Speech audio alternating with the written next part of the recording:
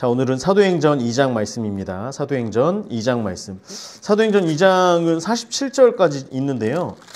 조금 내용이 많을 수 있어요. 이제 우리가 사도행전 2장에서는 성령에 임하는 것, 그래서 그 바람 같은 소리, 그리고 불의 혀같이 임하는 것, 이것을 통하여 성령이 어떻게 임했는지, 그리고 베드로의 설교를 통하여 3,000명이 회개하게 되고, 그리고 초대교회가 이제 시작되어지는 어떤 여기에서 끝나게 되는데요. 이제 말씀을 같이 공부를 하려고 이렇게 준비를 하다 보니까 이 안에서 풀어지는 말씀들이 너무 많아요. 너무 많아요. 너무 많고 너무 깊고 너무 좋아요. 그래서 많고 깊고 좋은 걸 오늘 다 한번 나누어 보도록 하겠습니다. 너무 깊이 들어가지는 않을게요. 하지만 그 우리가 말씀 구절 구절 가운데 이게 어떻게 연결되는지 이것들을 보면 굉장히 뚫리는 재미가 있거든요. 그래서 이것들을 좀 중심으로 한번 보도록 하겠습니다. 먼저 노란색으로요. 박스 하겠습니다. 박스. 1절에서 13절까지 박스 치겠습니다. 1절에서 13절. 그리고 14절부터 36절까지 하나로 박스를 치고요. 그리고 37절에서 41절까지. 여러분 우리 성경책 단락은 42절까지가 보통 이제 한 단락인데 41절로 하겠습니다. 41절. 제가 하다 보니까요. 41절로 해야 되겠더라고요. 그리고 42절에서 47절 이렇게 4개의 단락으로 나누어 보도록 하겠습니다. 1절에서 13절, 14절에서 36절, 37에서 41절, 42에서 47절. 자, 치시면서 천천히 나가겠습니다. 오순절 날이 이미 이름에 오순절 날 노란색, 다 같이 한 곳에 모였더니 노란색으로 오순절 날 다 같이 한 곳에 모였더니 그들이 녹색. 여기서 그들은 120명의 120명의 제자들을 얘기하는 거예요. 120명 적어주시면. 다 같이 한 곳에 모였더니 어디일까요? 여기가 성령이 임한 마가의 다락방입니다. 마가의 다락방 적어주시면 돼요. 자, 오순절이라고 하는 건 잠깐 적으면서 설명을 드릴게요. 여러분 옆에 아래쪽에 공간 있죠. 아래쪽에 빈 공간 성경책에 거기다 적어주시면 될 것 같아요. 먼저 유대의 3대 명절입니다. 유대의 3대 명절은 유월절, 오순절, 초막절. 보여도 못 읽을까요? 자, 2번 오순절이라고 하는 건 5번 순이 열이잖아요. 그래서 오순 50일을 얘기하는 거예요. 그래서 어떻게 50일이냐면 유월절 후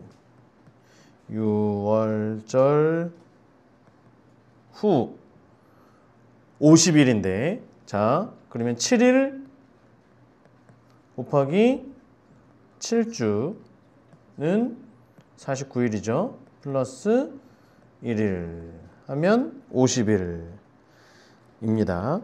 그래서 7일하고 7주, 77절이, 자, 49일 되는 날이 77절이에요. 그래서 오순절의 시작은 77절로부터 시작입니다. 49일째 되는 날이 77절이고요. 저것만 두세요. 나중에 이제 절기나 이런 거에 대해서는 또 할 일이 있으니까. 또 이때는 추수감사절로 지내고요. 그리고 이때는 신명기 16장 16절에 보면 제가 읽어드릴게요. 너희 가운데 모든 남자는 1년에 3번 곧 무교절과 77절과 초막절에 내 하나님 여호와께서 택하신 곳에서 여호와를 배웁되 빈손으로 여호와를 배웁지 말고. 그러니까 유대인들이라고 하면 1년에 3번 모이는 거예요. 우리나라에는 이제 그 명절 크게 2번 얘기하죠. 구정과 추석 이렇게 2번 얘기하는 것처럼 유대인들에게는 3번입니다. 3번. 그래서 무교절은 6월절 얘기하는 거고요. 77절은 77절과 오순절을 이제 엮어서 얘기합니다. 그리고 초막절 이렇게 해서 이 3대 명절, 그러니까 77절 오순절, 지금은 오순절이지만 77절로 해서 유대인들이 지금 예루살렘 지역에 모이기를 시작한 거죠. 많은 사람들이 이미 모여 있는 거죠. 그래서 6월절 때에도 예수님이 십자가에 돌아가시면서 사람들이 많이 모여서 모든 유대인들이 그걸 알고 있었고요. 지금 오순절이 되는 이때에도 그때 왔던 사람들이 또다시 지금 다 모인 거예요. 이해가 되시죠? 예수님이 죽으셨을 때에 사람들이 모였다가 다 집에 흩어져서 또 삶을 살아가다가 50일 후에 지금 오순절 때 또 전국 각지에서 사람들이 또 온 거예요. 이해가 되시죠? 자, 지금 많은 사람들이 또 왔습니다. 그래서 이때는 이제 우리말로 하면 성지순례하는 날이에요. 성지순례. 1년에 몇 번이요? 3번. 자, 그리고 이때의 제자들, 사람들은 뭐 했냐? 예수님의 말씀, 예수님의 유언, 명령대로 뭐 했어요? 모여서 기도하고 있었어요. 자, 이때는 이제 모여서 성전에 함께 모이고 이제 절기를 지키고 제사를 드리고 이런 걸 하고 있지만 지금 이 120명의 사람들은 같이 모여서 기도를 하는 거예요. 이제는 제사가 그들의 삶의 그 어떤 신앙의 고백이나 이런 삶의 원천이 아니라 예수 그리스도가 오시고 그리고 모든 제사가 파해지고요. 그리고 이제는 모여서 뭘 기다리는 거예요? 성령을, 약속하신 성령을 기다리라 라고 말씀하셨기 때문에 자, 그러면 사람들이 모여서 지금 며칠째 기도하고 있었을까에 대한 겁니다. 자, 6월절에 예수님께서 돌아가셨어요. 6월절. 예수님께서 돌아가셨어요. 며칠 만에 부활하시죠? 3일 만에 부활하셨어요. 그리고 며칠 동안 제자들에게 나타나셨어요? 40일 동안. 그러면 약 7일 정도. 그리고 이제 하늘로 올라가셨죠? 그렇기 때문에 6월절에 돌아가신 그 날까지 해서 3일이니까 7일 정도 지금 모여서 7일간 계속 모여서 합심해서 기도하고 있는 거예요. 이해되실 상황을 그냥 말씀드리는 겁니다. 자, 2절에 보세요. 호련히 하늘로부터 노란색 급하고 강한 바람 같은 소리, 급하고 강한 바람 같은 소리, 소리에다가 빨간색으로 동그라미 쳐주세요. 그들이 앉은 온 집에 가득하며 마치 불의 혀처럼 갈라지는 것들, 불의 혀처럼 갈라지는 것들, 빨간색으로 할게요.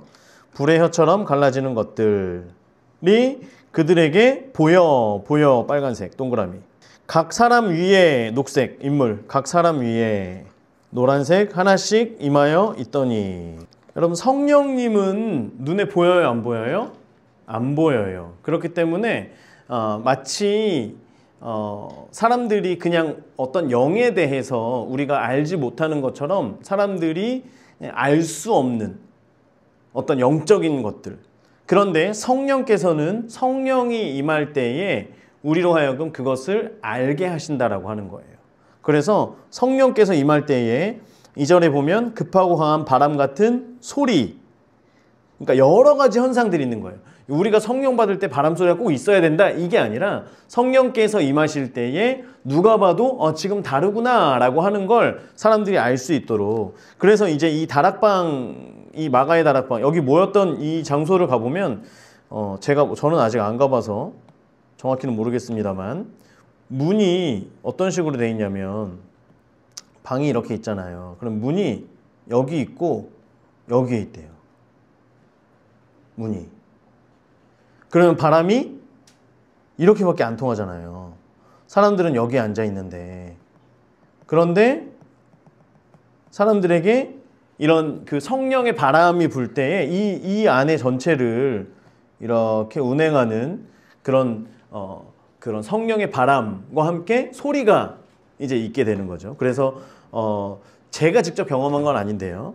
이제 이 말씀을 읽을 때 많은 분들이 이제 어떤 성령을 경험하신 분들 같은 경우에 특별히 이제 어떤 그 선교지나 이런 곳에서 이제 모여서 집회를 하거나 이렇게 하면 성령의 소리들이 사람에게 돌면서 감싸서 임하는 경우들이 굉장히 많이 있다라고 말씀들을 하시더라고요. 그리고 이제 보면 소리만 있는 것이 아니라 불의 혀처럼 갈라지는 것들이 보였다 그래요. 불이 임하는데 각 사람에게 불이 임하는 것이 눈으로 보여지는 거예요. 이해가 되세요? 그런데 이것은 믿는 자들, 나에게만 내가 기도했기 때문에 내 눈에만 보이는 것이 아니라 믿지 않는 사람들에게도 일반적으로 보여지는 현상들이라고 하는 거예요. 그래서 실제로 많은 곳에 성령이 임할 때에 이제 그곳에 어떤 불 모양으로 이런 것들이 많이 보인다라고 이야기를 하죠. 지금은 그런 자료들이 많이 남아 있지 않습니다만 저희가 이제 그 아주사에 성령이 임할 때도 보면 성령이 처음 임했던 그 집 거기에서 이제 간헐적으로 어떤 그 성령의 임재가 있을 때에 그 집이 이제 불에 탄 모양으로, 그래서 실제로 많은 사람들이, 동네 사람들이 그걸 보고 신고하고, 그래서 119에서 오기도 하고, 그런데 그 안에서, 그 집 안에서 사람들이 이제 나오고, 기도하던 사람들이 나와서 아닙니다, 이제 저희가 성령이 임해서 그런 거예요, 이것들을 많이 이야기하고 이제 이랬다라고 이야기를 합니다. 그래서 성령이 임할 때에는 여러 가지 현상으로 우리 가운데 보여주신다라고 하는 걸 지금 말씀드리는 거예요. 자, 그래서 그들이 다 성령의 충만함을 받고, 그들이 다 녹색으로, 그들이 다에다 동그라미, 녹색 동그라미, 성령의 충만함을 받고, 주황색, 하나님 색깔로 성령의 충만함을 받고, 자, 그리고 나서 성령이 빨간색, 말하게 가로치시고요. 하심을 따라, 무슨 말이냐면, 자, 성령이 빨간색 쳤죠. 말하게 하심을 따라, 이렇게 말씀드리는 거예요. 말하게를 가로로 치라고 말씀을 드리는 겁니다. 자, 그래서 원래는 보편적 성령이 우리 모두 가운데, 우리 모든 사람들에게 보편적 성령이 있다가 그 성령이 거두어지는 때가 언제예요? 창세기 6장에서 하나님의 아들들이 사람의 딸들과 결혼을 하고, 이제 이때에 죄악됨으로 인해서 성령이 다 거두어지고요. 그래서 그 이후로는 우리가 사사기에서 배운 것처럼 간헐적인 성령, 선지자나 왕들이나 이런 특별한 몇몇 사람들에게만 간헐적 성령이 임하다가, 그러다가 이때에 성령이 다시금 보편적 성령이 부어지는 거예요. 어떤 사람들에게 임하느냐? 예수님을 믿고, 이제 뒤에서 나중에 하겠지만, 예수님을 믿고 그 믿음으로 믿음의 고백과 동시에 그 가운데 성령께서 임하신다라고 하는 거예요. 뒤에서 이제 말씀을 드릴게요. 자, 성령의 충만함을 받고 성령이 말하게 하심을 따라 어떻게 해요? 노란색, 다른 언어로 말하기를 시작하니라. 자, 지금 여기는요, 성령께서 임할 때에 성령께서 말하게 하심을 따라 다른 언어로 말하는 거예요. 성령께서 어떻게 임하느냐에 따라서 그것에 따른 성령의 그 성령의 현상들이 다르게 나타나는 거죠. 성령께서 치유케 하시면 치유의 역사가 나타나고요. 성령께서 말하게 하는데 특별히 어떤 환상을 보게 하시거나 예언으로 임하시면 예언적인 그런 사역들이 일어나게 되는 거고요. 이해가 되시죠? 그래서 성령께서 임하실 때에 성령께서 어떻게 임하시느냐, 어떤 것으로 말씀하시느냐, 어떻게 역사하시느냐에 따라서 이제 그런 결과들이 나타난다라고 하는 걸 말씀드리기 위해서 가로를 친 거예요. 자, 그때에 지금 이 3대 절기에 예루살렘에 모인 사람들은 적어도 신앙이 좋은 사람들이에요. 이때에도 다 모이라고 해서 말씀에서는 모든 남자들은 다 모여라 라고 말했지만 모이지 않는 유대인들도 있었겠죠. 그런데 대부분의 유대인들은 그 여호와 신앙을 가지고 하나님을 믿는 그 마음을 가지고 사람들이 모였어요. 지금 너무나 많은 사람들이 모였어요. 자, 그때 경건한 유대인들, 녹색, 경건한 유대인들이 천하 각국으로부터 와서 예루살렘에 머물러 있더니, 경건한 디아스포라인들, 이제 예전에 바벨론 포로 생활 때 아수르에게 또 이렇게 해서 많이 흩어졌던 많은 사람들, 또는 이제 외부에서 유대교로 개종한 또 많은 사람들, 저기 누구죠? 에스더 왕비 때에, 그때에도 많은 사람들이 유대인들로 개종하고 이렇게 했었잖아요. 이런 많은 사람들, 그렇게 살고 있는 사람들이 다 지금 모인 거예요. 이렇게 머물렀는데 이 소리가 나매, 노란색, 이 소리가 나매 큰 무리가 모여, 노란색, 각각 자기 방언으로 제자들이 말하는 것을 듣고 소동하여. 무슨 말이냐면, 자, 이때는 방언이 사람들의 말에 들리는 언어적 방언이었던 거예요. 우리가 항상 옛날부터 받고 싶어하는 늘 꿈꾸는 그런 방언 있잖아요. 영어 방언 주세요. 독일어 방언, 스페니쉬 주세요. 뭔가 이렇게 기도하는 것처럼 사람들에게 들려지는 방언이에요. 이제 뒤에서 말씀드릴게요. 자, 각각 자기 방언으로 얘기를 하는 거예요. 자, 보세요. 그림을 보세요. 예루살렘에 모인 많은 사람들이 있었어요. 전국 각지에서 많은 사람들이 모였어요. 언어가 달라요. 사람들 문화도 달라요. 많은 것들이 달라요. 그런데 이 많은 사람들이 다 한 곳에 모였는데 각각 자기들의 언어로, 자기들의 지역말로. 물론 이때에는 아람어도 있었고요. 헬라어도 공용어로 이제 사용되어 있었지만 이것을 와서 이제 이 사람들이 헬라어를 하고 옛날에 이제 그 포로기 때 있었으니까 아람어를 하고 뭔가 이런 것을 떠나서 자기 지역에 있는 고유의 언어들이 있잖아요. 자기 사투리도 또 있었고 자기 말들이 있을 거 아니에요. 우리가 어떤 그냥 단순히 저희가 이제 공부를 할 때도 예전에 외국에 가서 공부를 할 때도 그냥 뭐 물건 사고 이런 거는 별로 어렵지 않아요. 그런데 진짜 어려운 건 뭐냐면 신학적인 거를 영어로 하는 걸 들어야 되는 거예요. 그러니까 이게 단어들은 무슨 말인지는 알겠는데 이게 이 신학적인 어떤 표현들이 굉장히 좀 이렇게 말을 조금 바꾸면 다른 언어, 다른 이해가 돼버리고 이렇게 하거든요. 그래서 계속 이제 그 중간에 통역하시는 교수님 계셨는데 교수님이 통역을 잘 안 해주세요. 야, 다 알지? 다 알지? 그럼 맨날 누구만 손드냐면 저만 손들어요. 저는 잘 왜냐하면 저희 공부하는 이제 거기에 이제 한국어로 이렇게 해주시는 과정인데 한국에서 온 사람들은 몇 명 없고요. 다 거기 뭐 외국 사람들도 있고 왜냐하면 시니어 교수들 굉장히 오랫동안 신학 공부해서 이제 명예 교수 같은 그런 65세, 70세 이렇게 다 돼서 정말 어떻게 보면 그 신학계 안에서는 나름대로 거장인 이런 분들이 저희 수업에 많이 들어오셨거든요. 그러니까 젊은 친구들이 수업에 들어오는 거예요. 너희는 왜 들어오냐? 여기는 한국 사람들 하는 클래스인데 얘기를 하면 자기가 이 교수님께 자기는 수업을 꼭 듣고 싶어서 왔다. 이제 이렇게 하면서 그러니까 통역을 할 필요가 없어요. 또 2세들이 와 있고 1.5세들이 와 있어요. 너는 왜 왔냐? 그러니까 한국에서의 목회를 자기네는 배우고 싶대요. 와서 앉아 있는 거예요.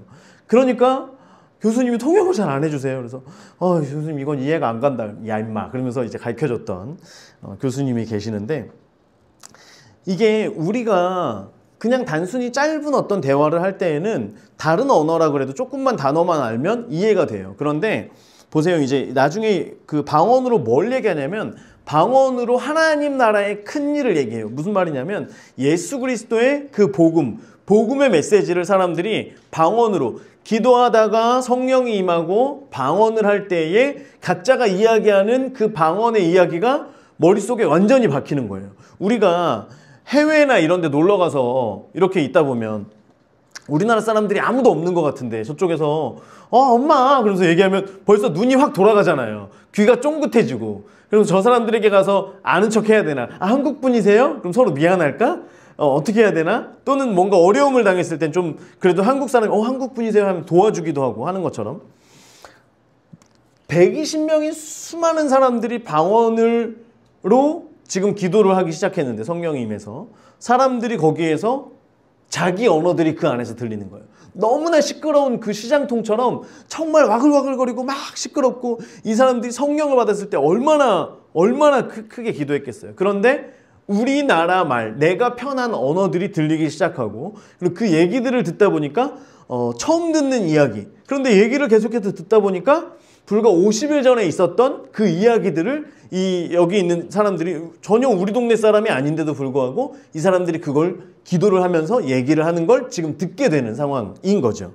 자, 그래서 이제 방언이라고 하면 두 가지가 있는 거죠. 언어적 방언이 있고요. 우리가 그냥 아따따따 뭐 랄랄랄라 하는 이런 방언이 있는 거예요. 자, 그런데 그러면 많은 친구들이 랄랄랄라는 방언인가요? 아닌가요? 에 대해서 굉장히 어렵고 불편해 하거든요. 그런데 이제 이게 어떤 친구들은 계속 따라라고 해서 따라해서 되는 친구들도 있기도 하고요. 그런데 이제 어떻게 이것을 제가 이제 제 경험을 생각해 보면 저도 처음에 방언을 시작했을 때 방언을 한참 하다가 그때 알았어요. 방언을 받았다는 걸. 그러면 이제 처음 방언을 받을 때 되게 불편한 게 뭐냐면 내가 한국말로 해야 되나 방언으로 해야 되나. 그런데 처음부터 방언으로 랄랄랄라를 하기에는 뭔가가 너무 어색해요. 그러면 이제 한국말로 시작을 하거든요. 방언을 받으면 우리가 이제 이해하면 좋아요. 방언을 받으면 내가 한국말로 아무리 하려고 해도 다시 바뀌어요, 이게. 무슨 말인지 알죠? 하나님 랄랄랄라. 하나님 랄랄랄라. 어떤 이런 식으로 계속해서 바뀌는 거예요. 내가 의도적으로 이걸 하고 안 하고가 아니라 의도적으로 내가 한국말로 아무리 하려고 해도 중간에 기도를 하다 보면 어느샌가 바뀌어 있는 어떤 이런 상황들. 이러면 아, 이게 방언이 맞구나 라고 생각을 하면서 계속해서 기도를 하면 돼요. 자, 이제 어쨌든 방언은 두 가지가 있습니다. 언어적 방언이 있고요. 이런 이제 우리가 천사들의 소리라고도 뭐 이야기하는 이제 다른 말들이 또 있는 거예요. 자, 이 사람들이 자기들의 이야기들을 듣고 나니까 7절 다 놀라 신기하게 여겨. 노란색 다 놀라 신기하게 여겨. 미완료입니다. 미완료. 다 놀라고 신기하게 여겼어요. 자, 노란색으로 밑줄 그시고 보라색 있죠. 보라색 우리 잘 안 쓰는데 보라색으로 거기다가 밑줄 그어주세요. 다 놀라 신기하게 여겨. 자, 보라. 이 말하는 사람들이 다 갈릴리 사람이 아니냐? 다 갈릴리 사람 아니냐? 녹색 인물. 다 갈릴리 사람이 아니냐라고 하는 건 무슨 말이냐면 야, 이 사람들 다 어부들 아니냐? 다 촌동네 사람들 아니냐? 못 배운 사람들 아니냐? 그런데 도대체 우리 그 말을 어떻게 이렇게 잘하는 거지? 라고 하는 질문을 지금 다 놀라 신기하게 여겨. 자, 지금 이 사람들이 계속해서 놀라고 있는 상태예요. 이걸 들으면 들을수록 짧은 말이 아니라 굉장히 긴 말을 지금 계속해서 하고 있는 거예요. 이 말을 하고 있는 와중에도. 자, 8절 우리 각 사람이 난 곳 방언. 빨간색으로 해주세요. 우리 각 사람이 난 곳 방언. 아까 말씀드린 것처럼 각자 지역에 있는 사람들의 말로. 자, 그러면 이제 어떤 것이 있었을까? 제 성경책으로는 9절부터 새로운 페이지 넘어가는데 여러분도 같아요? 네. 오른쪽 위에다가 그러면 이제 어떤 언어들이 있었는가를 적을 건데요. 자, 볼펜으로 1, 페르시아 2, 지금 그냥 한색 볼펜으로 하시면 돼요. 검은색으로 하시면 돼요. 소아시아. 여러분들 옆에니까 옆으로 이렇게 써주시면 될 것 같아요. 3, 북아프리카. 4, 이탈리아. 5, 지중해 섬나라. 6, 아랍. 자, 적었으면 그 옆에다가 이제 여러분들 색연필 색깔을 6가지를 하나씩 하는 거예요. 예를 들면 페르시아 옆에다가는 저는 이제 이렇게 빨간색 소아시아, 북아프리카, 이탈리아. 이해되시죠? 이런 식으로 여러분들이 칠할 색깔, 그 색깔을 여기다 이렇게 해주시면 됩니다. 또 하나 뭐 할까요? 이런 식으로. 이해되시나요? 이런 식으로 여러분들이 색칠할 그 색깔로 해주시면 돼요. 자, 그래서 1번 페르시아 색깔 드시고요. 9절에 바데인, 지금 페르시아 색깔, 저는 빨간색인데요. 페르시아 색깔로 하는 거예요. 바데인, 메데인, 엘라민, 메소포타미아, 유대까지. 그리고 소아시아, 갑바도기아, 본도, 아시아, 부르기아, 밤빌리아. 갑바도기아, 본도, 아시아, 부르기아, 밤빌리아. 자, 그리고 북아프리카, 애굽, 구레네에 가까운 리비아 여러 지방, 이탈리아, 로마로부터 온 나그네. 그리고 5번 지중해 섬 그레데인. 다른 색으로. 그레데인 지중해 섬입니다. 자, 그리고 6번 아랍은 아라비아인들. 됐나요? 네. 그래서 이런 다른 언어들로 지금 120명의 제자들이 방언을 하기를 시작한 거예요. 자, 어디죠? 11절 중간에 우리가 다 빨간색 우리의 각 언어로 하나님의 큰 일을 말함을 듣는도다. 하나님의 큰 일을 말함을 듣는도다. 하고 하나님의 큰 일에다가 보라색으로 동그라미 치세요. 하나님의 큰 일. 보라색으로 동그라미. 하나님의 큰 일은 옆에다가 복음 적어주세요. 복음. 자, 그리고 12절에 다 놀라며 당황하여 노란색으로 동그라미 쳐주시고 다 놀라며 당황하여 그리고 밑에다가 보라색으로 아까 7절에서처럼 7절에 다 놀라 신기하게 여겨 있잖아요.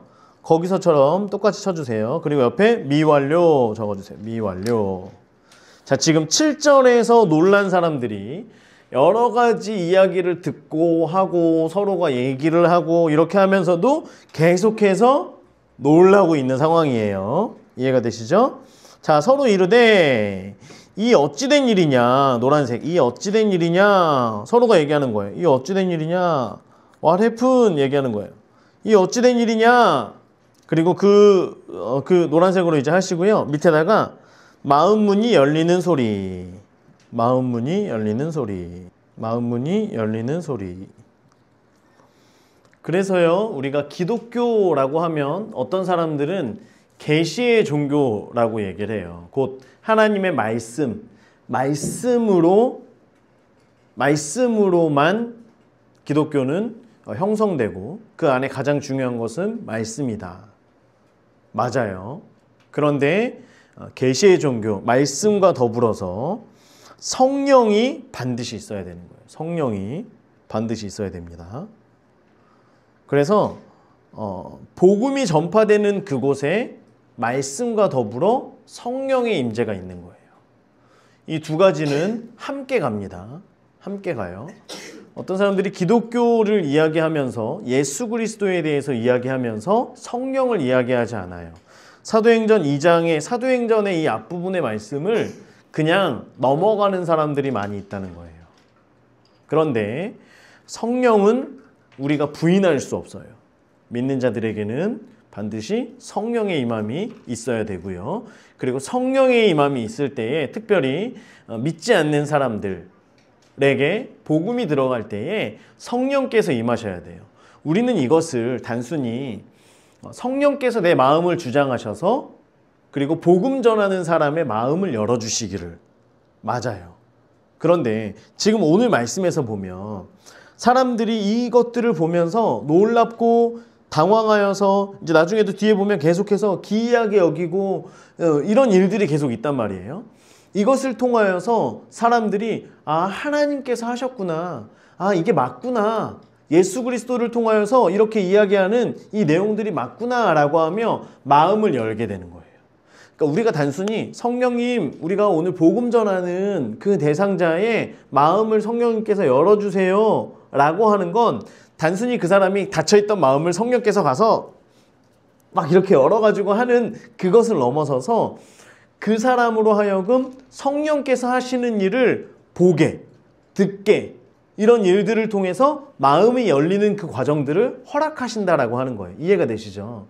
그래서 단순히 우리가 성령의 일들을 너무 눈에 보이지 않고 우리가 그냥 공기가 있는 것처럼 성령도 있다라고 하는 것처럼 너무 성령의 그런 임재와 역사를 너무 먼 것으로 우리가 경험할 수 없는 것으로 보이지 않는 것으로 만져지지 않는 것으로 너무 이렇게 우리가 생각하고 있는데 그게 아니라 오늘 말씀에서 보면 이미 여기까지만 봐도 성령이 임할 때에는 이런 것들이 보여지고 이런 것들을 본 사람들이 성령께서 일하시는구나 라고 하는 걸 보면서 깜짝 놀래고 기이하게 여기고 이렇게 하면서 마음이 조금 열린다라고 하는 거죠.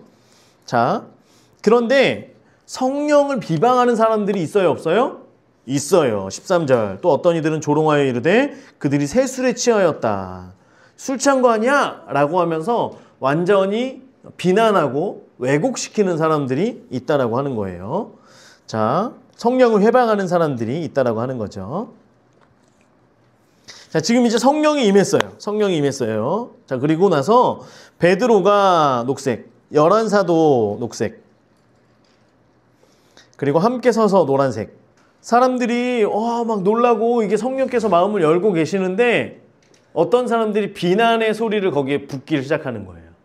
상황을 한번 우리가 보는 거예요. 사람들이 성령이 임하는 걸 보면서 사람들이 뭐지?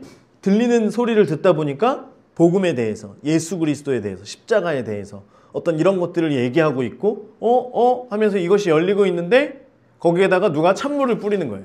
소금을 뿌리는 거예요. 그런 경우들 많이 있잖아요. 우리가 전도할 때나 뭔가 굉장히 중요한 시간인데 막 아이들이 갑자기 막 떠들면서 하면서 막 돌아다니고 뭔가 이렇게 방해되는 어떤 이런 시간들이 있잖아요. 예를 들자면 지금 이제 이런 상황들이 생기는 거예요. 그 중에 뒤에서 이러고 있다가 야, 저 사람들 뭐 술 취해가지고 저러는 거 아니야? 뭐 이렇게 얘기해. 그래? 이렇게 뭔가가 이만큼 열렸다가 다시 닫혀가는 이 순간에 이 마음을 베드로와 제자들이 딱 붙들고 그리고 나서 지금 얘기를 하는 거예요. 함께 서서 소리를 높여 이르되 유대인들과 예루살렘에 사는 모든 사람들아, 빨간색, 이 일을 너희로 알게 할 것이니, 이 일을 너희로 알게 할 것이니, 밑에다 복음 적어주세요. 복음. 내 말에 귀를 기울이라. 때가 제3시의 노란색, 제3시의 노란색, 제3시는 몇 시냐면 9시. 아침 9시 얘기하는 거예요. 해 뜰 때가 0시고요. 6시가 0시고요. 3시면 이제 아침 9시예요. 아침 9시면 술 마실 때가 아니잖아요. 그죠? 해장할 때잖아요. 해장할 때. 아침에 이제 술 마신 사람들은 해장해야 되는데 지금 이 120명의 사람들이, 이 많은 사람들이 모여서 지금 술 취할 때냐. 무슨 소리냐. 아침 9시 아니냐. 너희 생각같이 이 사람들이 취한 게 아니라 이는 곧 선지자 요엘을 통하여 말씀하신 것이니 일러스되. 자, 이제 베드로의 설교를 단편적으로, 표면적으로 좀 간단하게 이것을 말씀드리면, 먼저는 성령의 임재 16절 옆에다가 성령의 임재, 그리고 22절 옆에 22절 옆에 너희가 예수를 어떻게 했다? 죽였다. 1번은 16절 옆에. 그리고 24절 3번. 그러나 하나님께서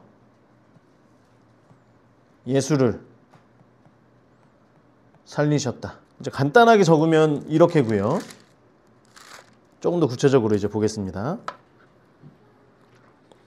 자, 이제 그 안쪽에 이렇게 조금 한 칸 이렇게 들어간 부분은 구약의 인용이죠. 인용. 말씀드렸죠. 자, 지금 17절부터 21절까지는 요엘 옆에다가 17절 있는 앞부분에다가 적으시면 될 것 같아요. 요엘 2장 28에서 32절. 요엘서 2장 28절에서 32절. 지금 17절부터 21절까지 말씀드리는 거예요. 사실 여러분 성경책에 이제 나와 있어요. 그 왼쪽 아래쪽에 보면 뭐 이렇게 주석처럼 해가지고 나와 있습니다. 자, 우리 잘 아는 거예요. 하나님이 말씀하시기를 말세에 동그라미, 말세에 노란색 동그라미, 내가 내 영을 모든 육체에 부어주리니 자녀들은 어떻게 해요?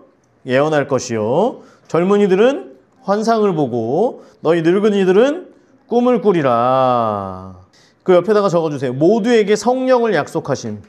여기서의 하나님 말씀하시는 말세라고 하는 건 예수님께서 이 땅에 처음 오시고 초림하시고 처음 오시고 하늘로 올라가신 뒤에 다시 재림하실 때까지의 전체의 기간을 말세로 얘기를 하는 거예요. 우리가 마지막 때 예수님이 오시는 딱 그때에만 말세입니다. 말세는 머지 않았습니다. 아직 오지 않았습니다. 이게 아니라 예수님께서 하늘로 올라가신 그때부터 말세가 시작되는 거예요. 즉 성령 시대는 예수님이 올라가는 그때부터 요엘서에서 예언하였던 그 성령 시대가 바로 시작이 되었다. 지금 사도행전 2장에서의 성령을 받는 이때, 지금 이때도 이미 말세의 때다라고 하는 걸 지금 말씀드리는 거예요.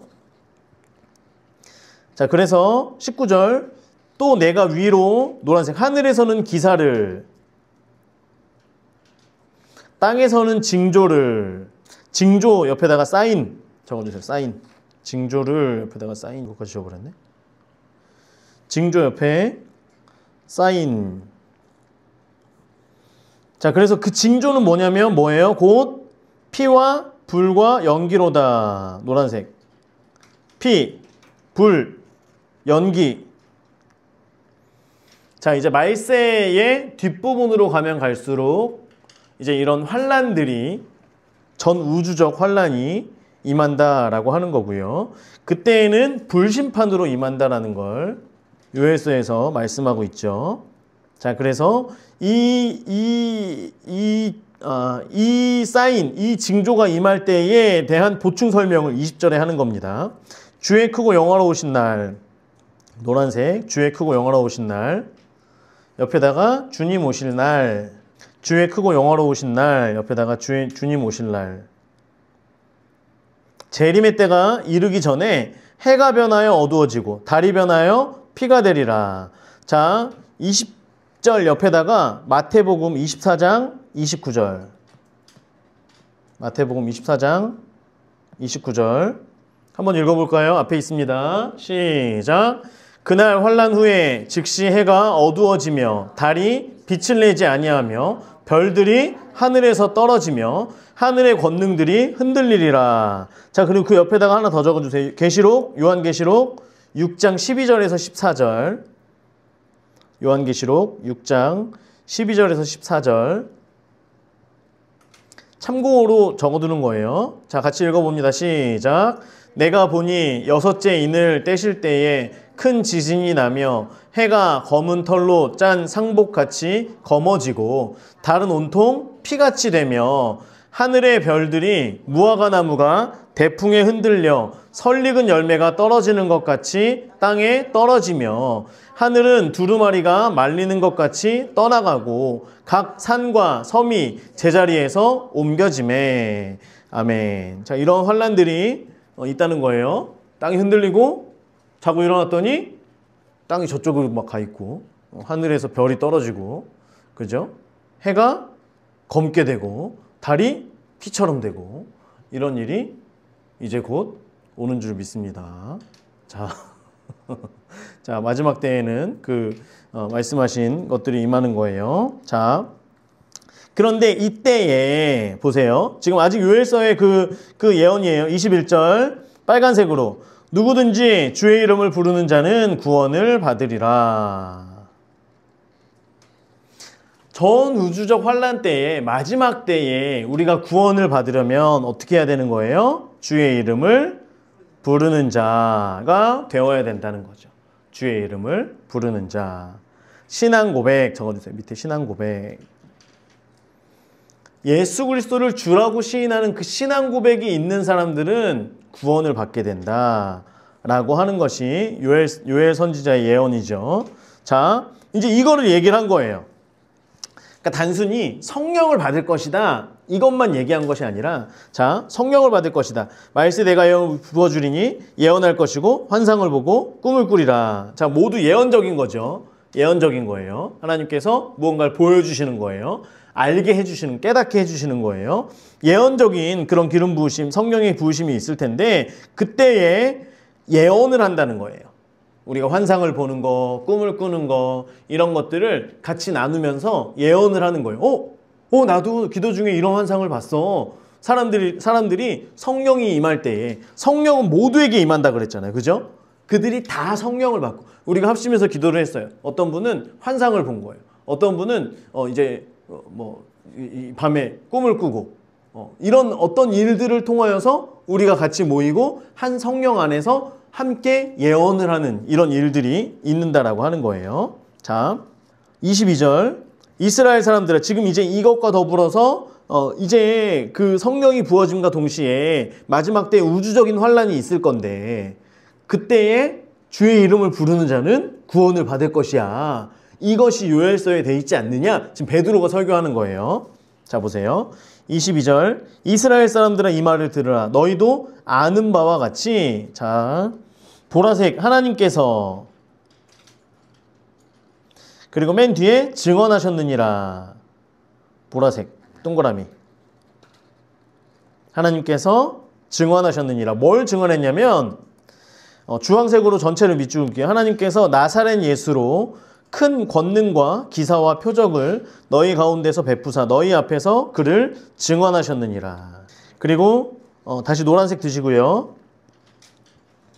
중간에 큰 권능, 큰 권능까지, 큰 권능, 노란색. 기사, 동그라미 치는 거예요. 표적, 됐나요? 하나님께서 예수를 증언하셨어요. 무엇으로요? 큰 권능과 기사와 표적으로 예수를 증언하셨다라고 하는 거예요. 그런데 이것을 22절 앞쪽에 이스라엘 사람들아 너희도 이것을 알지 않느냐. 너희도 아는 바와 같이. 너희도 알지? 하나님께서 예수를 증언한 거 너희들 봤잖아. 큰 권능과 기사와 표적. 그게 뭐냐면 옆에다가 22절 옆에다가 이사야 35장 5절에서 6절. 이사야 35장 5절에서 6절 같이 읽어볼까요? 시작.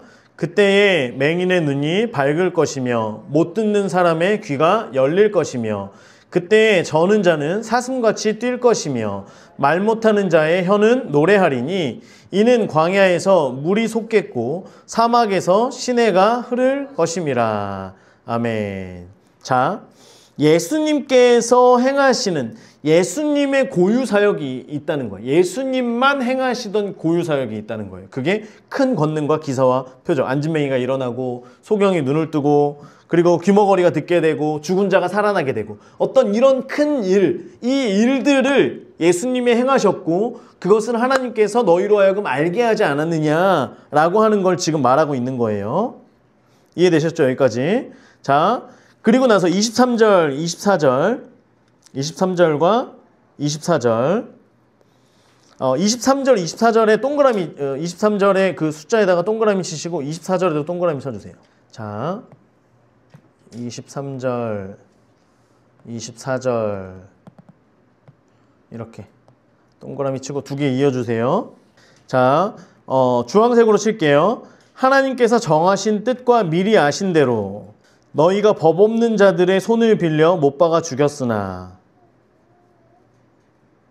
그리고 지금 주황색으로 계속 치는 거예요.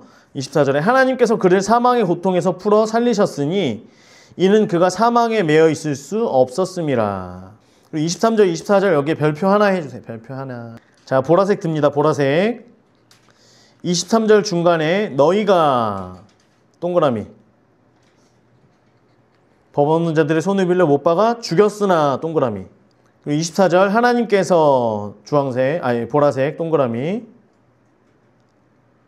중간에 살리셨으니.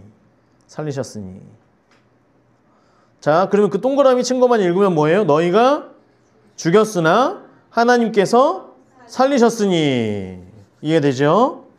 자, 법 없는 자들은 누구냐면 본디오 빌라도로 얘기하는 거예요. 본디오 빌라도. 무슨 법이 없느냐? 율법 없는 자를 얘기하는 거예요. 율법 없는 자, 로마인의 손을 빌려서 하나님의 법을 모르는 자.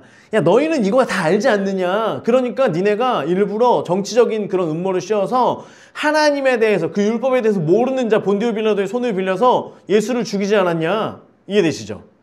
그런데 너희는 그렇게 죽였잖아. 그런데 하나님께서 살리셨다. 그를 사망의 고통에서 풀어 살리셨으니 이는 그가, 빨간색, 이는 그가 사망에 매여 있을 수 없었음이라.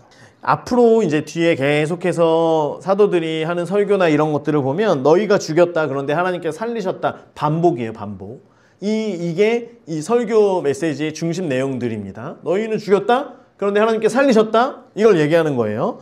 자, 예수님이 부활하셨습니다 라고 얘기하잖아요. 예수님이 부활하셨습니다. 그런데 엄밀히 말하면 예수님께서 3일 동안 누워있다가 아침에 해가 밝으면서 닭이 우니까 일어나가지고 야 3일 됐냐 이제? 그러면서 일어나가지고 이거를 세마포를 풀지 않았죠. 이렇게 세마포가 이렇게 그 붕대 같은 게 이렇게 있는 상태에서 그냥 이렇게 쑥 나오셨거든요. 쑥 나오셨어요. 통과하듯이 쑥 나오셨단 말이에요. 그래서 거기 무덤에 가면 그대로 이렇게 있었죠. 예수님께서 스스로 일어나셔서 스스로 부활해서 이게 아니라는 거예요. 하나님께서 예수님을 살리셨다는 거예요. 이해가 되세요? 예수님이 직접 죽으셨다가 해가지고 일어나신 게 아니라 하나님이 살리셨다라고 하는 걸 지금 말하고 있는 거예요. 자, 그러면 하나님께서 예수님을 살리셨어요. 왜 살리셨나? 왜 살리셨어요? 예수님을? 내 아들이니까? 왜 살리셨을까요? 왜 살리셨을까요? 자, 이제 그 답은 이 24절 방금 빨간색으로 한 그가 사망에 매여 있을 수 없었음이라 예요. 그런데 이게 무슨 말이냐면 하면서 25절부터 이것에 대해 설명을 해주는 거예요. 자, 그런데 이제 25절 보면 또 한 칸 들어가 있죠. 그럼 이제 또 인용을 한 거예요. 옆에다가 25절 옆에다 적어주세요. 시편 16편 8절에서 11절. 16편 8절에서 11절의 말씀을 지금 인용한 겁니다. 자, 그리고 25절 다윗이 그를 가리켜 이르되 앞에다가 이는 적어주세요. 이렇게 이는 추가되는 글입니다. 이는 적으셨나요? 자, 여기서부터 옆에다가 볼펜으로 다윗의 예언 보세요. 하나님께서 예수를 살리셨는데 왜냐하면 그가 사망에 매여 있을 수 없기 때문이야 라고 하면서 이는 다윗이 그를 가리켜. 그는 누구예요? 예수님을 얘기하는 거예요. 예수님을. 자, 이제 봅니다. 내가는 예수님이에요. 내가 동그라미 치고 예수님 적어주세요. 항상의 노란색으로 밑줄 그시고 빨간색 동그라미. 내 앞에 계신 주에다가 동그라미 치시고 하나님 적어주세요. 예수님이 항상 내 앞에 계신 누구를? 하나님을 배웠으며 나로 요동하지 않게 하기 위하여 노란색. 그가 내 우편에 계시도다. 빨간색. 내 우편에 계시도다. 조금 바쁘죠? 자, 그리고 이제 25절 그 옆에다가 공생의 기간 내내. 이 항상이라고 하는 게 예수님의 이 땅에서 공생의 기간 내내 늘 내 앞에 계신 하나님을 내가 뵀다는 거예요. 늘 하나님과 함께 동행했다는 거예요. 나로 요동하지 않게 하기 위하여 그가 내 우편에 계셨다는 거예요. 내가 늘 하나님을 뵙고 하나님께 묻고 늘 기도했잖아요. 하나님께. 예수님의 시선은 늘 하나님이었어요. 하나님. 예수님의 시선은 하나님이었고 하나님의 시선이 닿는 곳을 향하여서 예수님을 늘 가셨어요. 그래서 예수님이 이 땅 가운데에서 요동하지 않도록 하기 위하여서 하나님께서 늘 우편에서 계셨다라고 하는 거예요. 그랬기 때문에 하나님이 우리의 우편에 계시면 자 26절 그러므로 노란색 내 마음이 기뻐하였고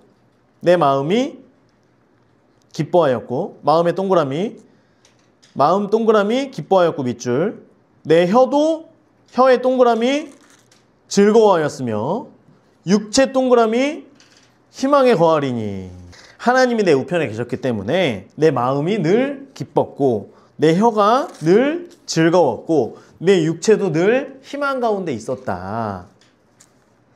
27절 이는 내 영혼을 빨간색 음부에 버리지 아니하시며 위에다가 약속 적어주세요. 약속 음부에 버리지 아니하시며 주의 거룩한 자로 썩음을 당하지 않게 빨간색 썩음을 당하지 않게 하실 것이미로다.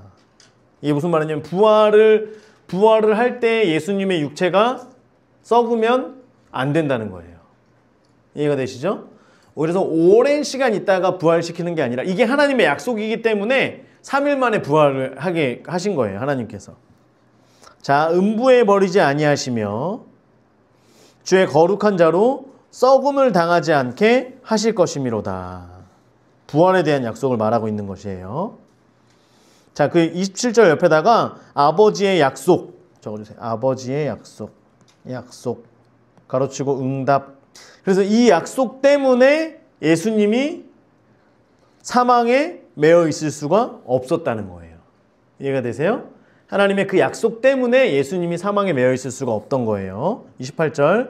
주께서 생명의 길을 내게 보이셨으니 주 앞에서 내게 기쁨이 충만하게 하시리로다. 주께서 생명의 길을 밑줄그시고 부활 적어주세요. 부활. 내게 보이셨으니 주 앞에서 내게 기쁨이 충만하게 하시리로다. 자, 29절. 형제들아 내가 조상 다윗에 대하여 담대히 말할 수 있노니 담대히에다가 옆에다가 확실히 적어주세요. 확실히. 확실히.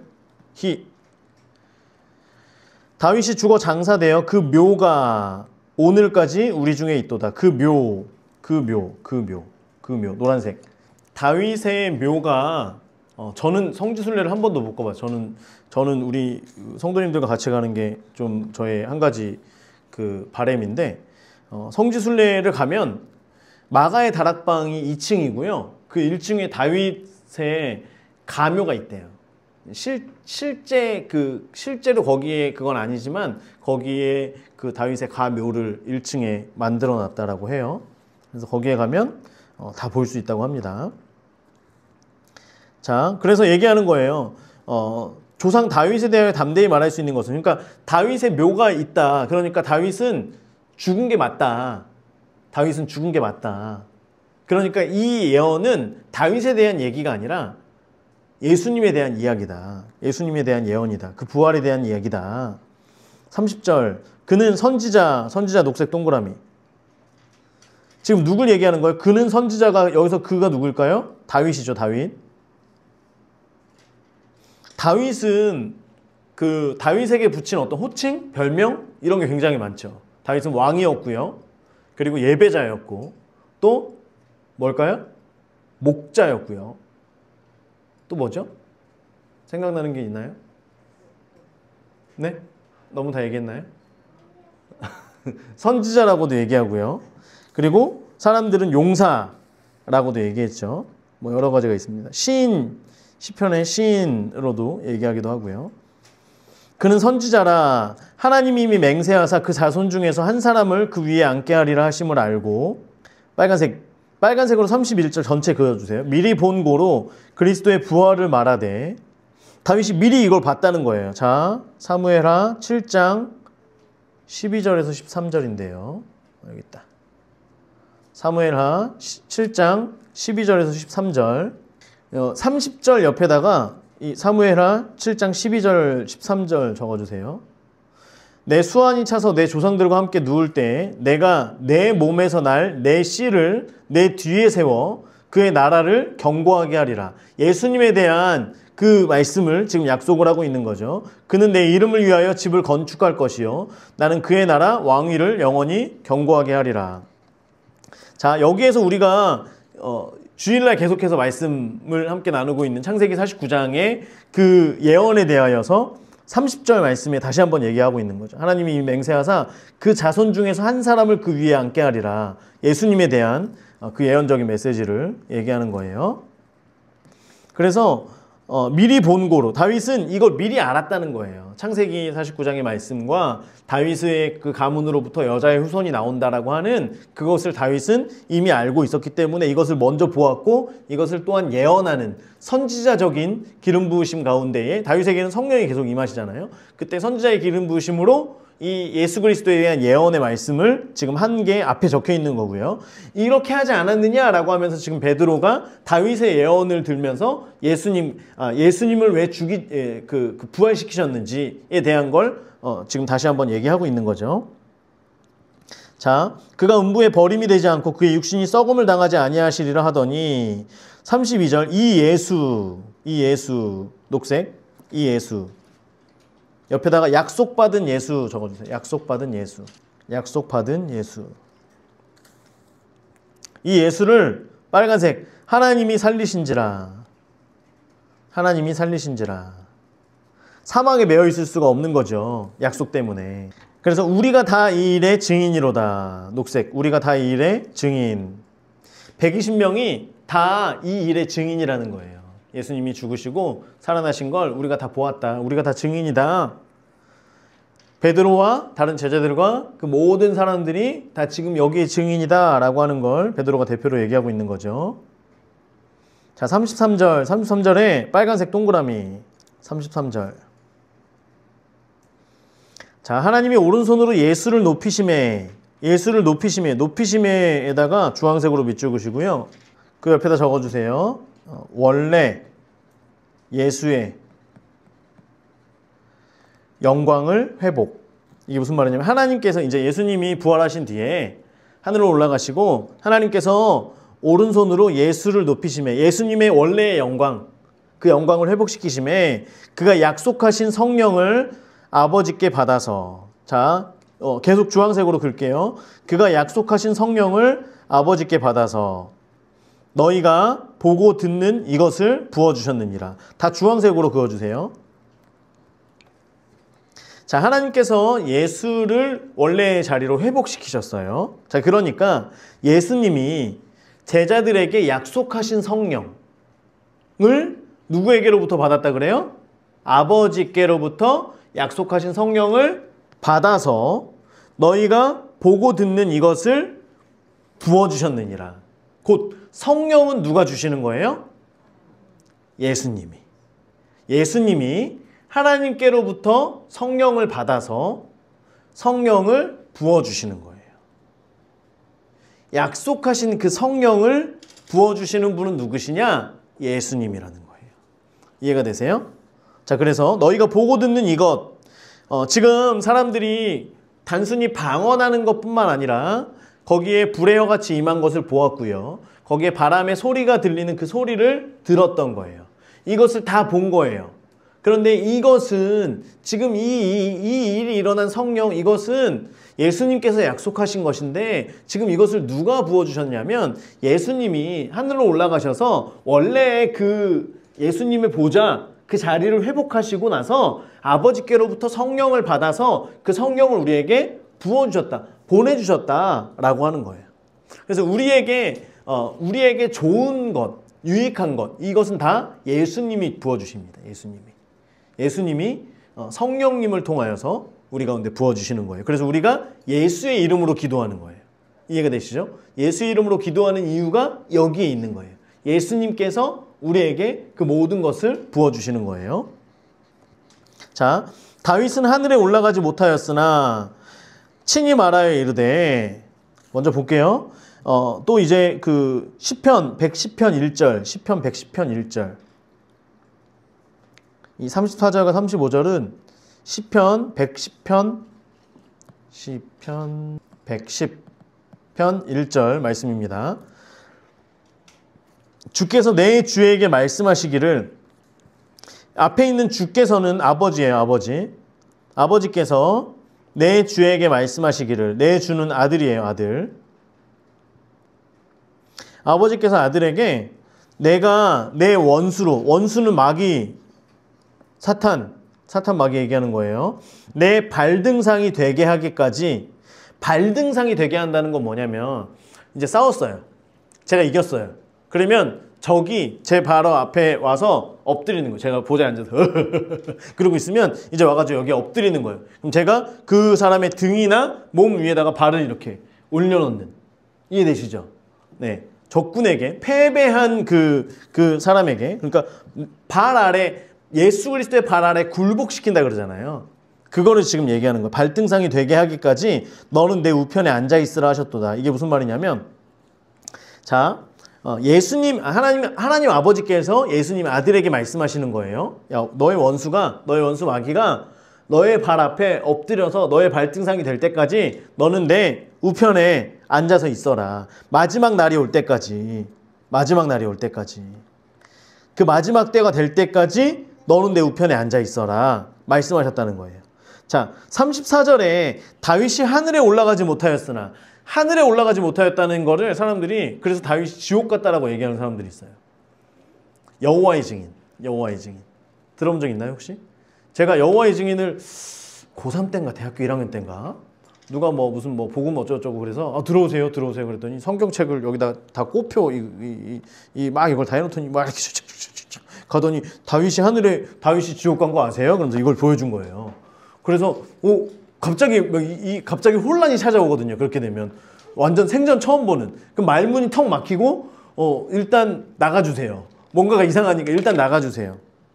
그랬던 적이 있었는데 이제 이것을 가지고 그 여호와의 증인이 얘기하는데 다윗이 천국에 가지 못했다는 게 아니라 이거예요. 다윗이 지금 이 예언적인 글들을 쓸 때에 성령이 임해서 지금 이 예언의 글들을 쓸 때에는 다윗이 죽어서 천국에 가서 예수님과 어떤 하나님을 보지 못했음에도 불구하고 이것들을 성령께서 이미 말씀하셔서 알고 있었다라고 하는 거예요. 이해가 되시죠?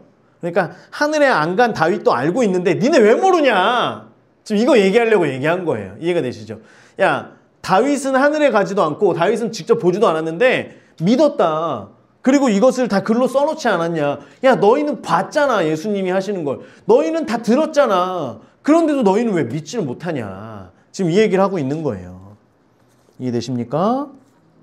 자, 그래서 이제 이것은 마지막 날이 올 때까지 예수님더러 앉아 있으라고 한 거예요. 그래서 시편 110편 이제 뒤쪽에 보면 여기에 이제 새벽 이슬 같은 주의 청년들이 하면서 이제 복음을 증거해야 되는 이유에 대해서 새벽 이슬 같은 청년들이 땅끝까지 복음을 증거하면 그때 마지막 날이 이를 것이고 그때 예수님이 다시 오신다. 이제 이거를 말씀하고 있는 거예요. 자, 그런즉 결론 적어주세요. 결론. 자, 지금 베드로가 예수님에 대해서 야, 너희가 못 박았지? 그런데 이 못 박은 분은 누구냐면 다윗의 예언에, 왜냐하면 다윗은 이 사람들에게 거의 모세와 같은 어떤 이런 뭐라 그러죠? 다윗의 어떤 이런 것들은 이 사람들에게 전혀 부인할 수 없는, 그렇기 때문에 다윗이 했던 그 예언들을 인용해서 지금 계속해서 얘기를 하는 거예요. 그리고 이미 그에게 성령을 부어서 말씀하신 그 예언들을 말씀하는 거예요. 그래서 쭉쭉쭉쭉 다 얘기한 다음에 그런즉 이스라엘 온 집은 확실히 알지니 다 알아라, 다 들어라. 주황색, 너희가 십자가에 못 박은 이 예수를 하나님이 주와 그리스도가 되게 하셨느니라. 다 주황색으로 그어주세요. 이게 결론이에요. 이게 결론. 너희가 십자가에 못 박은 예수를 하나님이 주와 그리스도가 되게 하셨느니라. 주에다가 동그라미 치시고 하나님, 그리스도, 구원자. 그래서 결론은 죄의 문제의 해결이 예수께 있다. 구원의 답이 예수에게 있다. 성령을 부어주시는 분도 누구다? 예수다. 이걸 지금 얘기하고 있는 거예요. 자, 37절부터 41절까지 내모쳤죠. 그들이 말을 듣고 마음에 찔려 그들 거기서 듣고 있었던 성지순례 온 사람들, 그 예루살렘에 있었던 많은 사람들, 이 사람들이 듣고 마음에 찔려, 노란색, 마음에 찔려 베드로와 다른 사도들에게 물어 이르되 형제들아 우리가 어찌할꼬, 노란색, 형제들아 우리가 어찌할꼬. 자, 38절 베드로, 녹색, 베드로가 이르되, 자, 빨간색으로 밑줄을게요. 너희가 회개하여 각각 예수 그리스도의 이름으로 세례를 받고 죄사함을 받으라. 그리하면 성령을 선물로 받으리니. 여기까지 빨간색으로 쳐주시고요. 하늘색 들겠습니다. 하늘색. 자, 다시 38절. 너희가 회개, 동그라미, 회개. 예수 그리스도의 이름으로 세례, 동그라미, 세례. 죄사함, 동그라미, 죄사함. 성령의 선물, 동그라미, 성령의 선물. 됐나요? 이게 헬라어인데 어순이 조금 바뀝니다. 그래서 베드로가 얘기하는 거예요. 너희가 죄사함을 받으려면 회개하고 세례를 받아야 된다. 이해되시나요? 너희가 죄사함을 받으려면, 지금 사람들이 마음에 막 찔려서 어떻게 합니까? 죄사함을 받으려면 회개해야 된다. 그리고 세례를 받아야 된다. 너희가 예수 그리스도의 십자가 앞에 죽었다 다시 살아나야 된다. 그리고 나서 이 죄사함이 이루어지면 그 다음에 뭘 받아요? 성령을 선물로 받는다. 이해가 되십니까? 자, 사람들이 지금 어떻게 해야 됩니까? 어떻게 하죠? 그러면 너희가 죄사함을 받기 위해서, 구원받기 위해서 회개해야 된다. 그리고 세례를 받아야 돼. 너희들이 이전에 가지고 있었던 생각과 이런 모든 것들이 다 죽고 다시 예수 그리스도와 함께 살아나야 돼. 그러면 너희들에게 성령을 선물로 주실 거야. 죄로 인하여서, 창세기 6장에서 인간의 죄로 인하여서 성령이 거두어지죠. 그리고 다시 이제 예수 그리스도로 인하여서 우리가 모여서 함께 기도할 때에 성령이 부어지는데, 그 성령이 부어질 때에 함께 임하는, 그 전에 선행돼서 먼저 나타나는 것이 뭐냐면 죄사함의 은혜가 먼저 임하게 된다라고 하는 거죠. 죄사함의 은혜. 그래서 죄 문제가 해결되면 성령이 임하시는 거예요. 죄 때문에 거두어진 성령이 우리가 다시금 깨끗하여서 주의 깨끗한 거룩한 성전이 되어지면 거기에 성령의 부으심이 우리에게 부어지게 된다라고 하는 것입니다. 이것은 우리의 죄 문제가 해결된 여러 가지 강한 증거 중에 하나예요. 성령이 임하는 것은 특별히 여러 가지 나타나는 증거 중에 하나입니다. 자, 39절. 이 약속은 너희와 너희 자녀, 녹색, 모든 먼데 사람, 녹색. 너희와 너희 자녀는 유대인들과 그 자녀들 얘기하는 거예요. 그곳에 있는, 예루살렘에 있는 유대인들과 자녀들, 그리고 모든 먼데 사람, 이방인들, 곧 주 우리 하나님이 얼마든지 부르시는 자들, 녹색. 주 우리 하나님이 얼마든지 부르시는 자들. 자, 이 약속은, 지금 이 약속, 성령을 주시겠다라고 하는 이 약속은 너희와 너희 자녀들, 그리고 먼데 있는 모든 사람들, 이 모든 사람들에게 주어지는 약속인데, 이것은 우리 하나님이 얼마든지 부르시는 자들에게 하신 것이다. 하나님께서 부르신 자들, 하나님의 택함 받은 백성들, 하나님의 은혜에 입은 자들에게 주시는 것이다 라고 하는 걸 말하는 거예요. 야, 유대인이든 이방인이든 누구든지 간에 하나님께서 택하신, 하나님께서 전적으로 은혜 부어주시는 자들에게 임하는 것이다. 그러니까 이제 앞에서 이것을 얘기하는 거예요. 우리가 구원받고 우리가 성령 받는 것은 내가 회개합니다, 내가 이렇게 합니다 라고 해서 그럼 나는 회개했기 때문에 나는 구원이 임했나요? 이것이 아니라 여기에 반드시 하나님의 은혜가 있어야 된다는 거예요. 하나님의 그 부르신, 하나님의 택한 자들에게, 하나님의 백성들에게 주시는 그 은혜가 있을 때에 이것이 우리에게 선물로 주어진다라고 하는 것입니다. 자, 40절. 또 여러 말로 확증하며 권하여. 여러 가지 말로 얘기하는 거. 베드로가 이제 이것만이 아니라 여러 가지로, 제자들이 또 여러 가지로 성경에 있는 것들을 또 얘기한 거예요. 확증하며 권하여 이르되 너희가 이 패역한 세대, 녹색. 패역한 세대에서 구원을 받으라, 노란색, 구원을 받으라. 패역한 세대 옆에다가 삐뚤어진 세대 적으세요. 삐뚤어진 세대. 왜곡. 패역한 세대는 지금 보세요. 너희가 이 패역한 세대에서 구원을 받으라는 거예요.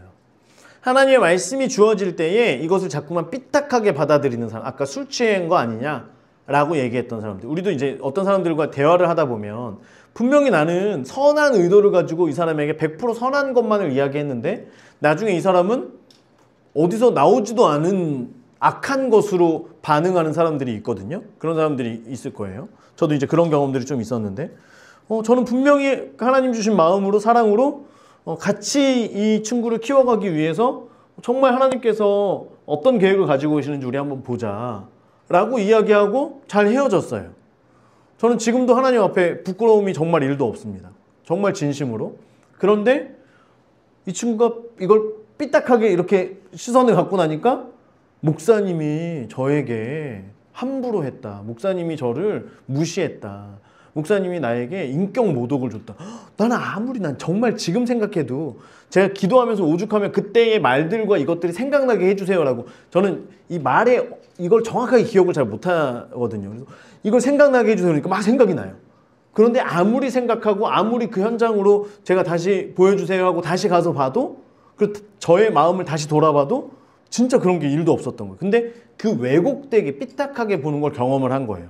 이런 사람들이 너무나 많이 있다는 거예요. 세상 가운데에서도 말씀이 부어지고 복음이 부어지고 성령님의 그 말씀 예수 그리스도의 사랑이 부어지고 있는데도 불구하고 이것을 삐딱하게 보는 거예요. 계속 삐딱한 시선으로 보는 그 가운데서 구원을 받으라.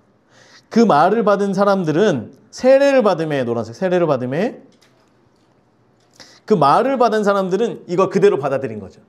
삐딱하게 왜곡해서 보지 않고 그대로 받아들인 사람들. 아멘 아멘 하면서 이것이 마음속에 찔림과 동시에 아 맞아요 맞아요 아멘 아멘 하면서 받아들인 그 사람들이 세례를 받는데 이날의 신도의 수가 3,000이나 더하더라. 3,000이나 더하더라. 복음 폭탄이 떨어지는 거예요. 복음 폭탄. 자, 42절부터 47절까지 마지막인데요. 조금 빨리 갈게요. 조금 시간이 좀 지났네요.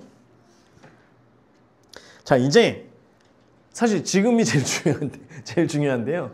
교회의 원형을 보여주는 거예요. 교회의 원형. 옆에다가 42절 옆에다가 화살표 하시고요. 교회 원형. 교회의 원형. 무슨 말이냐면 지금 이제 우리 한국교회뿐만 아니라 많은 세계에 있는 많은 교회들이 제대로 흘러가고 있는가, 제대로 이 교회가 건강한 교회인가, 정말 예수님께서 세우신 진짜 그런 참된 교회인가를 볼 때에 이것을 비교해 보면 이 지금 여기 42절에 있는 이것을 보면 된다는 거예요. 자, 볼게요. 그들이 볼펜으로 1 동그라미 사도의 가르침을 받아, 사도의 가르침을 받아 앞에다가 1 하고 이렇게 동그라미 해주시면 돼요. 서로 교제하고 2 동그라미, 서로 교제하고 2 동그라미. 자, 떡을 떼며 3 동그라미. 기도하기를 힘쓰니라 4 동그라미. 자, 그래서요. 1번은 사도의 가르침, 가르침이에요. 가르침. 가르침은 교회의 기초입니다. 기초. 터가 되는 거예요. 터가 되는 거예요. 그래서요. 말씀이 없는 가운데서는 성령의 어떤 역사들이나 다른 어떤 교제나 사랑이나 이런 많은 것이 있어도 말씀이 기초되지 않으면 터가 흔들리는 거예요. 이해가 되세요? 말씀이 가르쳐지고 말씀이 심기어지지 않은 성도는요. 힘든 일이 있을 때 비가 불고 창수가 일고 어떤 이런 가운데에서 흔들리고 넘어지고 무너질 수밖에 없다라고 하는 거예요. 그래서 말씀 가운데 세워져야 됩니다. 자, 2번은 교제예요. 교제는 같이 나누는 거예요. 같이 나누는 겁니다. 뭘 나누냐 옆에 적어주세요. 교제하고요. 받은 은혜를 나누는 거예요. 그리고 은혜대로 산 삶을 나누는 거예요.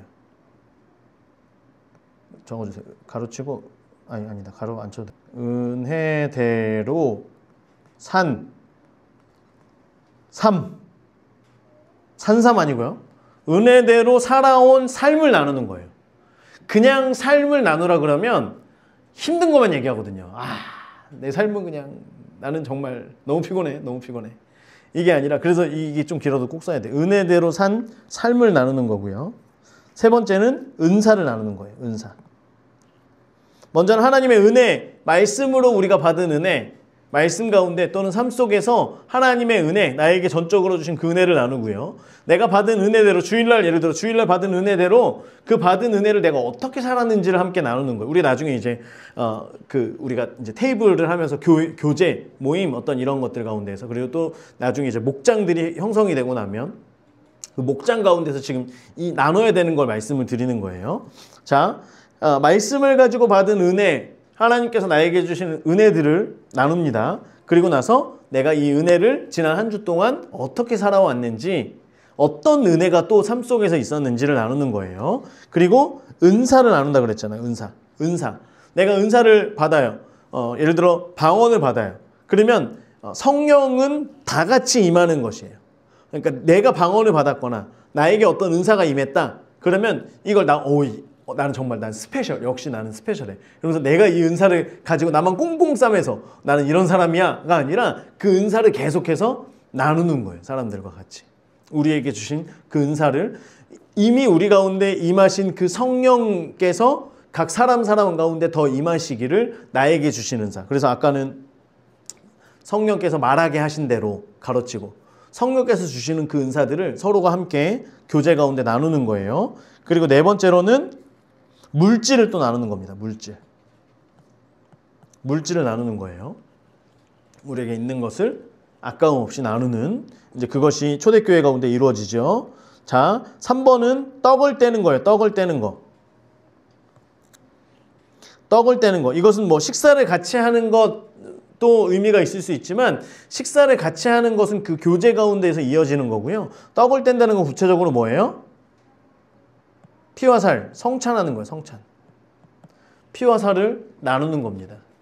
그래서 이제 우리도 앞으로 전체가 함께 성찬을 하기도 하지만 여러분들 가정에서도 할 수 있도록 이런 것들을 좀 준비해 드릴 예정입니다. 늦어도 한 7월 정도부터는 우리가 이것들을 좀 해나갈 수 있도록 준비를 좀 해드리도록 할게요. 자, 그리고 네 번째는 기도입니다. 기도할 때 무슨 기도하냐? 이제 이 사도행전 2장에서 여기에서 방언이 임할 때, 여기서 성령이 임할 때는 복음에 대한 메시지잖아요. 하나님 나라가 이 땅 가운데 임하기를, 복음이 땅끝까지 전파되기를 위해서 우리는 계속해서 기도하는 거예요. 교회는 우리 개개인의 어떤 이런 것들을 위해서 기도하는 것도 있지만, 교회라고 한다면, 건강한 교회는 하나님 나라의 복음의 확장을 위해서 기도하면 그대로 또한 순종하는 거예요. 선교하기도 하고 이런 것들을 하기 위한 그 발판으로 기도하기를 힘쓰는 거예요. 그리고 이것을 위하여서 또 성령 받기를 계속해서 기도해야 되겠죠. 자, 이게 이제 교회의 1, 2, 3, 4의 모습이에요. 이제 우리 교회는 어떤 것들이 우리 가운데 있는지, 또 앞으로 우리 교회가 어떻게 해야 될지를 여기에서 이제 보게 되는 거죠. 앞으로 고민해야 될 부분들이 여기 있습니다. 자, 그러면 이제 이 교회들이 이런 모습을 가지고 있을 때에 사람들에게 지금 이것이 지금 이루어지고 있다는 거잖아요. 성령께서 임하고 말씀을 듣고 사람들이 회개하고 이렇게 하고 나니까 이것이 이 네 가지가 지금 이들에게 이루어졌어요. 그러고 나니까 어떻게 변했냐? 이렇게 임한 교회는 어떻게 변하느냐? 43절. 사람마다 두려워하는데, 노란색, 두려워하는데 사도들로 말미암아 기사와 표적이 많이 나타나니. 자, 사람들마다 두려워하는 거예요. 두려워하는 거는 뭐냐면 경외하는 거예요. 경외하는 거. 왜 두려워하냐면 기사와 표적이 많이 나타나는 거예요. 하나님의 살아계심을 보는 거예요. 사람들이 기도하면서 기사와 표적들이 나타나는 거예요. 그러니까 하나님이 살아계시는구나 라고 하는 걸 알면서 하나님을 두려워하는, 경외하는 마음을 갖게 되는 거예요. 하나님 앞에서 내가 함부로 하지 않으려고 하는 그러한 마음들을 사람들이 서로가 갖게 되는 거예요. 그리고 44절, 믿는 사람이 다 함께 있어 노란색 모든 물건을 서로 통용하는 거예요. 모든 물건을 서로 통용하는 거예요. 45절, 재산과 소유를 파는 거예요. 재산과 소유를 팔아. 미완료입니다. 이건 미완료. 모두가 한 번에 팔고, 이게 아니라 한 사람이 팔고 또 저쪽에서 한 사람이 팔고 또 한 사람이 팔고, 이제 이런 일들이 있는 거예요. 각 사람의 필요를 따라 나눠주며 이걸 가지고 이제 많은 사람들이 공산주의는 성경적인 것이다 라고 얘기를 하기도 해요. 그런데 맞지만 틀려요. 왜냐하면 공산주의 공산주의가 세워질 때는 반드시 각 사람의 필요를 따라 나눠주는 일 가운데에서 먼저 선행돼야 될 게 뭐냐면 성령이 임하는 거예요. 성령이 임하는 거. 공산주의는 성령 없이 각 사람의 필요를 따라 나눠주는 거예요. 그럼 돼요? 안 돼요? 갑자기 누가 와서 제가 2개 가지고 있다고 하나 뺏어가지고 전혀 모르는 사람한테 주는, 이거는 말이 안 되잖아요. 말이 안 돼요. 네. 그래서 있는 사람들에게 더 걷어서 쫙 나눠주고 모두가 다 평등하게 공평하게 살아야 된다. 이거는 말이 안 되는 거예요. 자, 각 사람의 필요를 따라 나눠주며 밑에다가 서로가 서로가 서로의 삶에 대해서 책임져 주는 거예요. 자, 지금 44절과 45절 모든 물건은 서로 통용하고 재산과 소유를 팔아 각 사람의 필요를 따라 나눠주는 것. 여러분, 사단의 나라는 분리입니다. 분리. 사단의 역사는 분리예요. 성령의 역사는 뭐예요? 연합이에요. 연합. 연합. 그래서 우리가 시대를 볼 때 가정이 자꾸 분리되어진다. 국가에서 가정을 분리시키고 사람들을 흩트는 일들을 한다. 그러면 사단의 역사가 강하구나. 서로 모이고 가정이 회복되고 가정들이 여기저기 세워지고 분리되었던 가정들이 합쳐지고 이런 것들이 일어난다. 이런 소식들이 많이 들린다. 라고 하면 성령께서 지금 임하고 계시는구나. 라고 하는 걸 보는 거예요. 지금 우리나라를 보면 이혼 뭐 이런 거에 대해서 굉장히 많이 얘기를 계속하죠. 결혼하지 않는 거, 자녀 낳지 않는 거 이런 거 많이 얘기하고요. 황혼 이혼 뭐 이런 건 뭐 이미 수년 전에 옛날부터 나왔던 없지도 않은 말들을 계속 만들어서 사람들이 그게 멋있는 것처럼 보이게 해요. 아, 이제는 나이가 좀 들었으니까 이제 내가 나의 삶을 살아야 되지 않겠어? 황혼 이혼. 그죠? 그리고 뭐 재산 이런 분할도 굉장히 법적으로 막 잘 돼 있고 어떤 이런 많은 것들. 이것이 사단의 나라, 하지만 그 가운데 성령이 임하실 때 이것이 뒤집어져서 하나님의 나라가 세워지게 되는 줄 믿습니다. 그래서 이 초대교회의 모습들을 보면 뭐랑 비슷하냐면 집과 비슷해요. 집, 가정. 우리 가정에서는 네 물건 내 물건이 없잖아요. 그죠? 있나요? 있긴 있지만 아예 없는 건 아니지만 우리가 같이 뭔가를 뭐 음식 먹을 때도 같이 먹고요. 그죠? 뭔가를 쓸 때도 같이 쓰죠. 저희 애들도 제 거 자주 갖고 가잖아요. 없어요. 없어졌어요. 그럼 저는 아내에게 어디 갔냐고 물어보면 아무도 모른대. 그러면 아이들 방에 가면 꼭 있어요. 그런데 화는 안 나요. 짜증이 좀 나요. 화는 안 나요. 쓰려고 그러는데 없어서. 네. 그런데 가정이 그래요. 서로가 서로를 책임져줘요. 자녀가 잘못하면 부모가 책임지고요. 또 나중에 자녀가 어떤 그런 것들을 할 수 있을 때 부모가 나이 들면 부모가 책임져야 될 일들을 자녀가 대신 책임져 주기도 하고요. 이런 것들이 가정입니다. 가정. 함께 쓰고 함께 먹고 서로가 나누어 주고.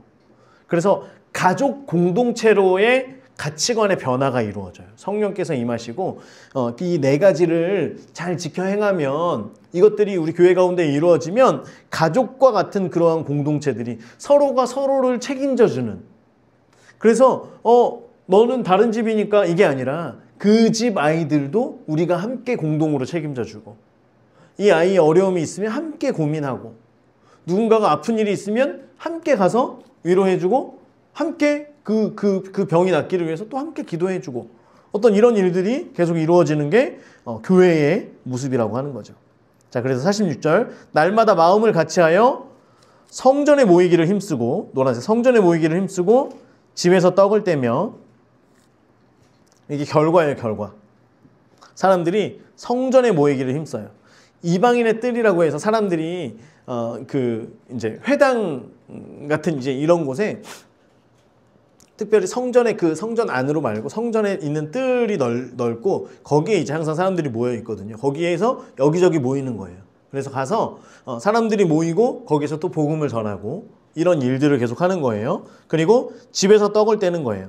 집에서 식탁 교제하는 거예요. 목장 모임 이런 걸 집에서 하는 거예요. 그것을 교회로 세우는 거예요. 이때는 교회에 건물들이 있던 때가 아니잖아요. 각자 가정으로 흩어져서 거기 3, 4, 5 모여서 함께 그 말씀을 함께 나누고 교제하고 떡을 떼고 기도하는 이것들을 각자 있는 그 가정들이 모여서 하나의 교회를 이루어가고 그리고 이 가정 교회들이 모여서 하나의 또 전체적인 교회를 이루어가고 사람들이 모여도 교회고 흩어져도 교회고 하지만 개인은 교회는 아니에요. 우리가 교회론에 대해서 잘 알고 있어야 되는 게 개인은 교회가 아닙니다. 코로나 때 이런 분리들이 이루어지면서 굉장히 사람들이 개인이 교회다라고 하는 말들이 우리 속에 들어오기 시작했는데 이게 말이 위험한 거예요. 개인은 교회가 아닙니다. 교회는 공동체예요. 공동체. 물론 목사님이 제가 만약에 솔로예요. 솔로. 그런데 제가 교회를 세우기 위해서 개인으로 시작해요. 그건 교회예요. 이해가 되시죠? 공동체를 지향하기 위한 개인은 교회예요. 그런데 우리가 잘 있다가 난 내가 교회니까 난 내가 예배드리는 자, 나 혼자서도 예배드리는 내가 교회가 되겠습니다. 내가 교회입니다. 당신이 교회입니다. 이 말은 굉장히 위험한 말이에요. 우리가 교회인 거예요. 우리가 교회 되는 거예요. 내가 예배자가 되겠습니다. 맞아요. 내가 하나님 기뻐하시는 예배를, 기뻐하시는 삶을 살아가겠습니다. 내가 건강한 교회를 세워가겠습니다. 맞아요. 그런데 내가 교회입니다는 틀려요.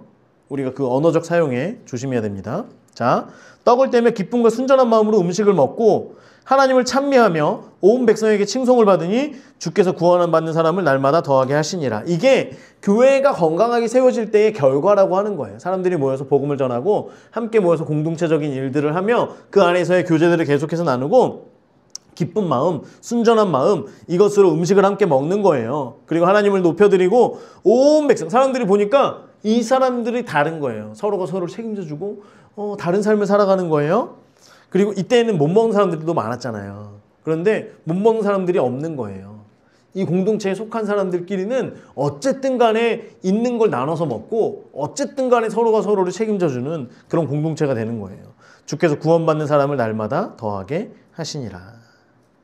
제가 바라기는 성령께서 우리 가운데 임하실 때에 우리가 이런 초대교회의 이런 원형의 모습들, 진짜 교회의 모습들이 우리 가운데 회복되게 될 줄 믿습니다. 우리가 이것을 꿈꾸며 날마다 앞으로 나아갈 수 있게 되길 바라요.